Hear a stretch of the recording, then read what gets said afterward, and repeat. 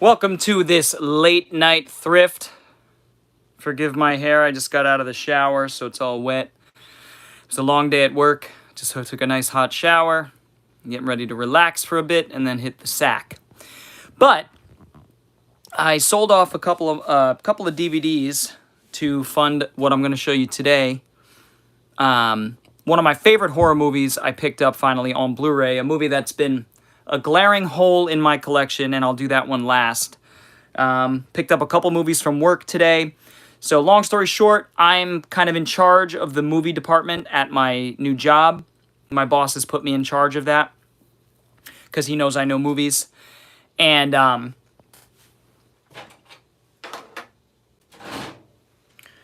so he's kind of put me in charge of that section. And we got a huge trade the other day with Blu-rays and like 25, 30 Criterion. And so my mouth was watering when I saw that. And I'll just say my boss gave me a really good deal on these first two ones that I'm going to show you. These are Criterion Blu-rays. There will be more that I pick up. But I wanted to show you those two. Got a couple games as well. I might as well show off because I picked those up today at the game shop. And then we have two packages. So two movies that I ordered on eBay that have arrived. So we're going to jump right into it. We don't have anybody in the chat right now. I didn't expect really anybody to be in the chat this late. But this is for people that want to, check out the live stream tomorrow or whatever it might be. Hopefully we'll get a couple people that poke their heads in here. But I know a lot of the people that usually join the live streams are over in Europe, or at least some of them. So with that said, we're going to jump right in, guys. First things first. Let's see if I could kind of prop this. Give me a second. Very flattering angle here. Look at that. Very flattering angle. All right, so first things first, we have Fighting Force 2, which is a sequel to Fighting Force 1. So, Fighting Force 1 is a game that my brothers, even my younger brother remembers, but my father and I used to play this game quite a bit. I'm sure I played with my younger brother too. In fact, I'm starting to have memories unlock. And this one's cool because I've had it since my old mom and pop video shop back in the 90s, Academy Video. I have many fond memories of that place. In fact, I even dream of that place every once in a while because as a kid, it's just this giant place with movies and games, and obviously now I have a small place with movies and games called my home. But yeah, Fighting Force is a game I played a lot with my pops, and so I wanted to pick up Fighting Force 2. Now, I was bemused to find that it was only one player, whereas the original was a two-player beat-em-up. This seems more like a one-player action game, which is fine. I'm fine with that, but I did buy it thinking that my brother and I could give it a shot, but that ain't gonna happen. All right, so next up, we've got Driver 3. In fact, I would like to get this sticker off if I can. There's like 8 stickers piled onto each other. We don't sticker things like that. We have plastic bags that we put our games in now. As I've told you guys, the shop, the video game shop I work at is now under new ownership. And I went from like an employee, an hourly, I was getting like 10 hours a week, to the assistant manager of the shop. And so we're changing things around and making a better store. And if you guys are in the Raleigh area, please feel free. You guys can come down and meet me if you're in the Raleigh area at Play and Trade in Garner, North Carolina. That's in White Oak. So yeah, come on down and mention me, or like I said, you could meet me out there. Not that I'm anybody important, but if you guys want to stop by, we've got a cool shop out there. It's only getting cooler and cooler, so forgive me as I remove these stickers. I'm sure somebody finds this cathartic. Nice and clean. There we are. All right, so we got the stickers off, and I have a copy of Driver 3. A few little scratches here and there, but nothing I can't handle. I grew up playing Driver 1 and 2. I never knew it got a third one or a fourth one, and I have all 4 at this point. So a couple of the Criterion Blu-rays that I picked up. Again, there will be more, hopefully soon, once I get through the movies, once I process them. Sorry, guys, trying to do a slightly better angle here. It's not much better. But so we have this one here, which I do have on DVD. I need to try to find my DVD and so I could sell it.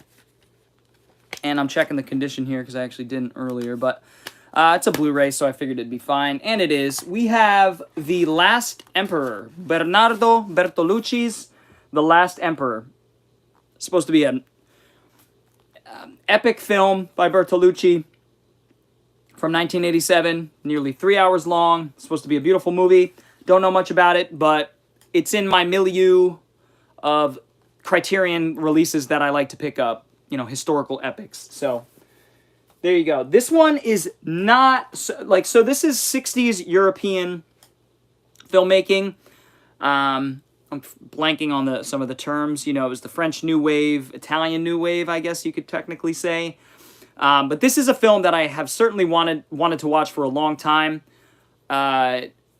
It's not necessarily a film I would naturally gravitate to, but as somebody who is interested in filmmaking and writing, I've written my own scripts and made some of my own short films. This is a film I knew I needed in the collection, and a lot of my favorite filmmakers love this movie, like Martin Scorsese. Pretty sure Tarantino likes it too. So this is 8.5. This is, I'll just read the back. A director whose new project is collapsing around him along with his life. One of the greatest films about film ever made. Fellini's 8.5 turns one man's artistic crisis into a grand epic of the cinema. An early working title for 8.5 was The Beautiful Confusion. So 1963, this is really the first example of a film about a film. At least the first big example. I'm sure there were ones before, but this is the one that kind of entered it into the ether, the lexicon of cinematic language. And now it's basically a whole subgenre. You know, I'm thinking of the Buscemi film. What's the Buscemi film? Where he's trying to make an independent film and things are spiraling out of control. It was a great film. I watched it pretty recently and I don't remember the name. I'm an asshole. All right, next up, I'm going to be sure not to show my address here. Next up, we've got a small box. Actually, I'm not sure which is which, so I do want to show you these in a specific order. But, you know, I was going to open these tonight by myself. I figured, you know what? Let's do a quick live stream. Make it a thing. And so here we are. Yeah, perfect. This is the one I wanted first. So,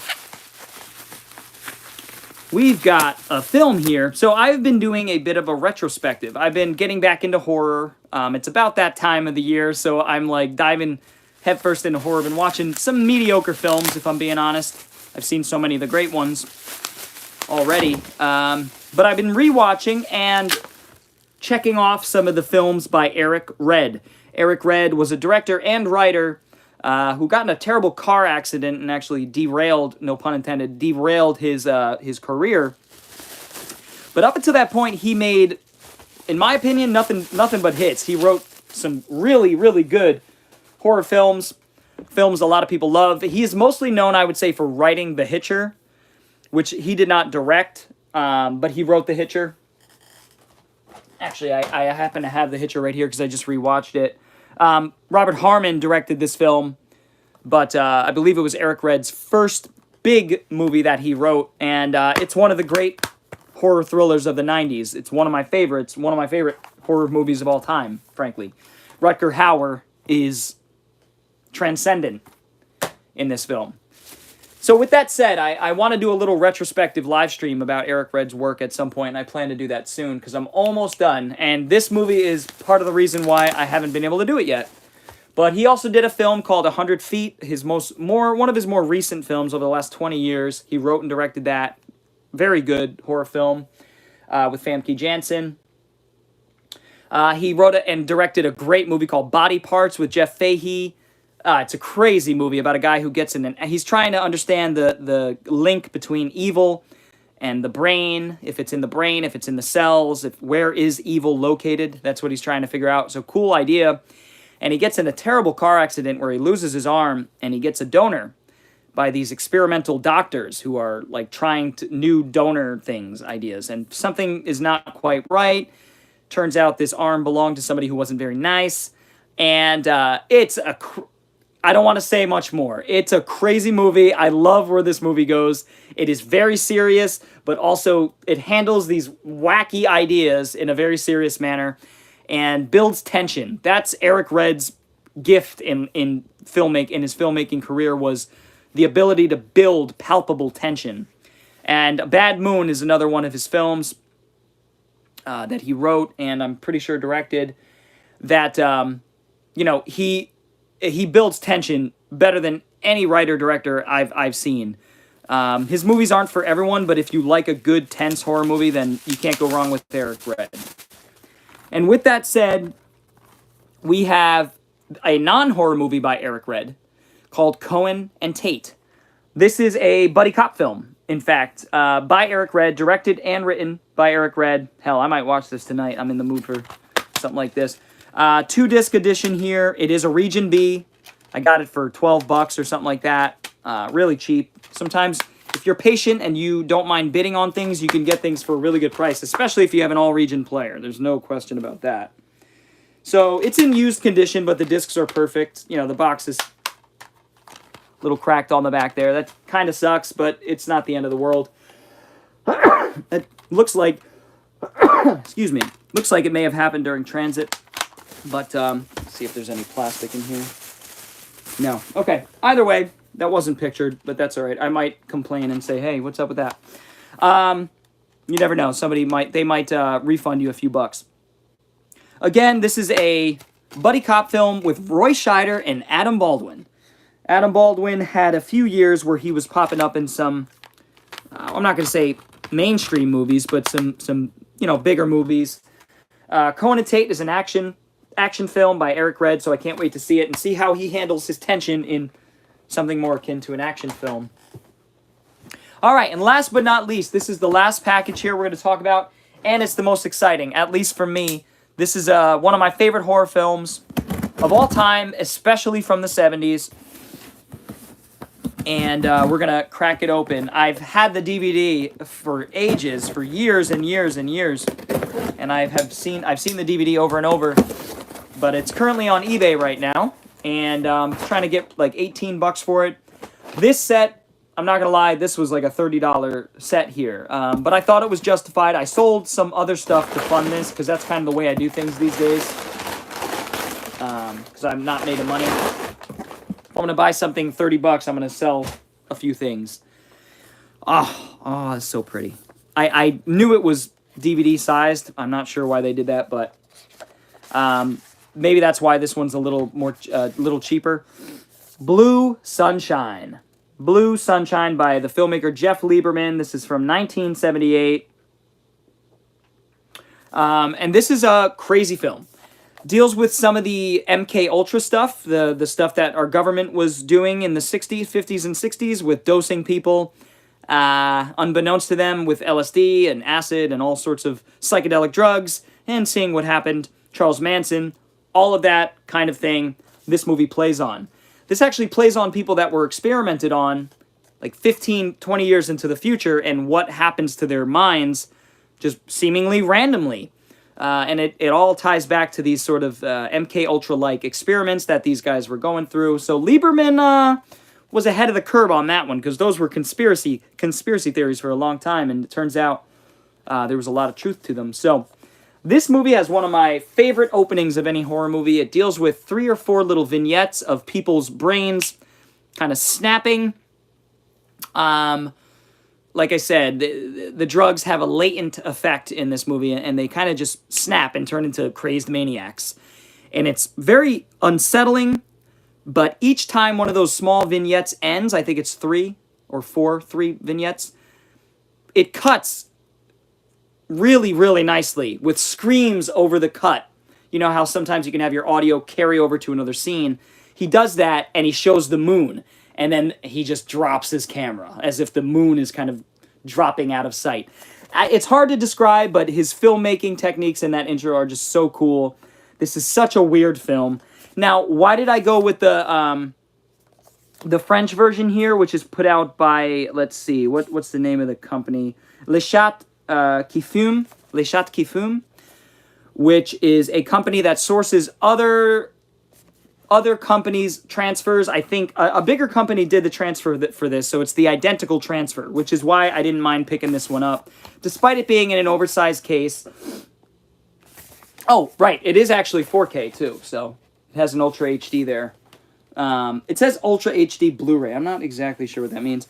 And if I'm being honest, I'm not... Oh, okay. Oh, that's cool. Okay. The coolest thing about this set, and the reason why I went with the French set, was because it included a film called Remote Control, which is known as, I guess, VHS in France. This is a later Jeff Lieberman film that, again, was released separately by itself and goes for like 20, 30 bucks. And I thought that was a no-brainer. To get this Blue Sunshine set for 30 bucks with remote control, a remote control Blu-ray, mind you, which I've yet to see, and I love Lieberman. He's one of my favorite horror filmmakers of this era. Remote Control is not a horror film, but it seems like a Stay Tuned like comedy. So I thought this was a no-brainer. And does it bug me that the case is DVD sized? Yeah, it does a little bit, but not so much. Oh, you know what matters to me is the film. I get 2 films for the price of 1 here, and I'm selling my Blue Sunshine, so this is going to end up costing me like 15 bucks. And that's awesome. So I adore this set. I think it's wonderful. It's obviously got the English language, all that stuff. It's very nice looking. Again, I wish it was a little smaller, but beggars can't be choosers, and I am no beggar. So, I'm sorry, and I am no choosier. I don't know. Something. Anyway, it's late, and I'm tired. So, that's going to do it for this quick little live stream. I literally had nobody in the chat the whole time. A couple people hopped in, hopped out. That's fine. That's not why I do this. I hope some of you guys will enjoy this on the rebound tomorrow. So feel free to check this out once it's nice and fully uploaded and looks a little better than it probably does right now. And again, forgive the hair. It's wet. It's drying. So it is what it is. I appreciate all you guys very much. I will see you very soon. I'm going to be doing another live stream soon.